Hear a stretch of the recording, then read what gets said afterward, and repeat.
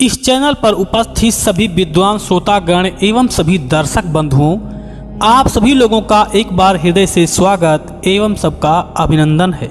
मित्रों, आज का एक बहुत उत्तम प्रसंग आपके सामने मैं प्रस्तुत करने जा रहा हूं।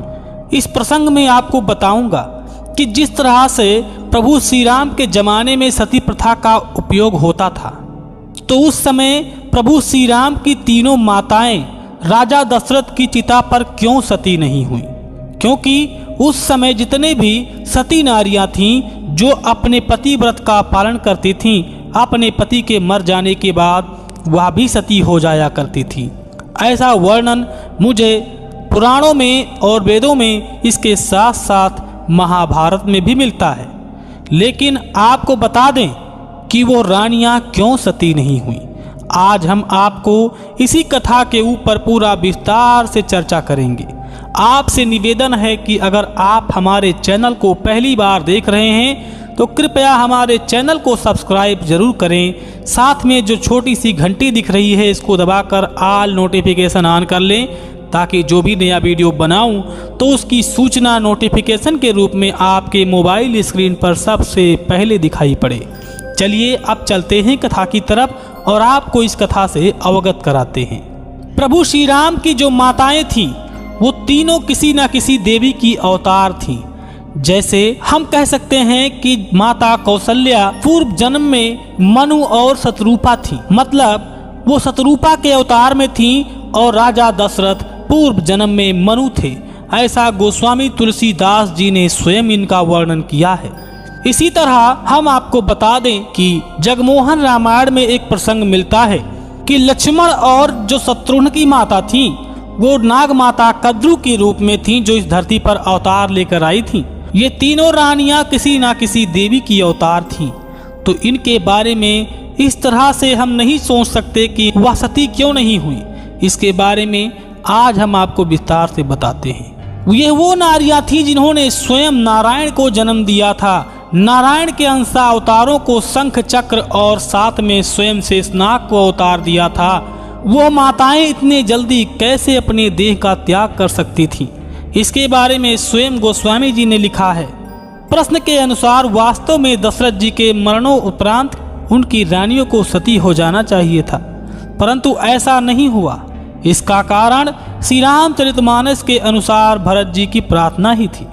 उन्होंने सभी माताओं को उनके चरण पकड़कर समझाया बुझाया और उन्हें सती होने से रोक दिया।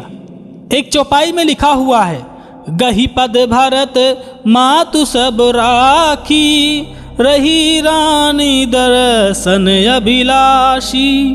तुलसीदास जी धन्य हैं। यद्यपि भरत के कहने से माताएं रुक जाती हैं, परंतु इसमें यदि पूर्ण से भरत को दिया जाए तो माताओं को सती होने से रोककर भरत जी अधर्म के पात्र बन जाएंगे, क्योंकि वे नियम विरुद्ध माताओं को सती होने से रोकते हैं। परंतु गोस्वामी जी भरत जी की दोष को लगने से बचाते हैं और आगे लिखते हैं, रही रानी दशरथ अभिलाषी, अर्थात श्री राम ब्रह्म के अवतार जो स्वयं पार ब्रह्म परमेश्वर हैं, उनके दर्शन की इच्छा में वो जीवित रही, सती नहीं हुई। जब परमात्मा से लगन लग जाए और जीव ईश्वर की दर्शनाकांक्षी में हो जाए तो प्राण कैसे त्याग सकता है? जटाई को ही देखें, रावण द्वारा पंख काट देने पर भी राम के दर्शन की प्रतीक्षा में प्राण नहीं त्यागता और राम से स्पष्ट कहता है। आप ही सोचें, जब एक पंछी जिसका राम से इतना निकट संबंध नहीं था जितना राम की माताओं का राम से था, राम के दर्शन की प्रतीक्षा में प्राण धारण कर रख सकता है, वो सगा संबंधी रखने वाली माताओं का दर्शन आकांक्षा में जीवित रहना अनुचित नहीं कहा जा सकता। इसी तरह मानस में कुछ और पात्र भी मिले हैं जो राम के दर्शन की लालसा में जीवित रहे थे, तथा राम का दर्शन हो जाने के बाद इन पात्रों ने प्राण त्याग दिए। उदाहरण के लिए सरभंग ऋषि, जिनका जीवन वृत्त ही मानस में देखे। ये ब्रह्म के धाम जा रहे थे, परंतु यह सुनकर कि राम इस वन में आ रहे हैं, ये रुक गए और उनके आने की प्रतीक्षा करने लगे। राम के दर्शनोपरांत उन्होंने अपने प्राण को त्याग दिया। इसलिए राम के पुनः दर्शन की लालसा से यदि दशरथ की रानियां जीवित रहीं, सती नहीं हुई, तो इसमें कोई दोष नहीं है। इसके अतिरिक्त गीतावली के पद संख्या 25 व अन्यत्र भी ऐसा उल्लेख मिलता है कि राम ने दशरथ की कुछ वर्ष की अवस्था का भोग किया था, क्योंकि दशरथ जी अपनी उम्र से पहले मर गए थे। उनके उम्र को स्वयं भगवान श्री राम ने बहुत दिन तक भोगा। इसके बाद उन्होंने इस धरती से अपने परम धाम जाने की तैयारी की। इसलिए मित्रों, यही कारण था कि वो दशरथ की रानियां प्रभु श्री राम के दर्शनाभिलाषी होते हुए उन्होंने अपने प्राण का त्याग नहीं किया और इसीलिए वो सती नहीं हुई। तो मित्रों, आप समझ चुके होंगे कि तीनों रानियां उस समय सती क्यों नहीं हुई। अगर आपको मेरा यह छोटा सा वीडियो पसंद आया है तो कृपया वीडियो को लाइक कर दें। साथ में अगर आप हमारे चैनल पर नए मेहमान बनकर आए हैं तो कृपया हमारे चैनल को सब्सक्राइब कर दें।